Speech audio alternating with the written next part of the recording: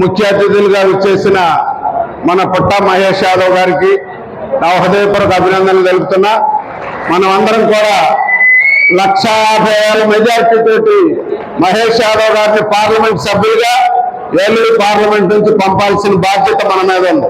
ఈ జిల్లాలో కోరుకునేది ఒకటే, మరి మహేష్ యాదవ్ గారిని పార్లమెంట్ సభ్యులుగా, అలాగే రాష్ట్రంలో తెలుగుదేశం పార్టీని గెలిపించుకుని చంద్రబాబు నాయుడు గారిని ముఖ్యమంత్రిగా చేసి ఇవాళ ఈ ప్రాంతంలో ఎక్కువగా చదువుకున్న నిరుద్యోగులకి ఉద్యోగాలు రావాలన్నా, మన ప్రాంతంలో ఉన్న చింతలపూడి ఎత్తిపోతలు కానీ, పోలవరం ప్రాజెక్టులు కానీ, ఎందుకంటే ఈ రెండు కూడా మహేష్ యాదవ్ గారి కాన్స్టిట్యున్సీలుగా వస్తాయి.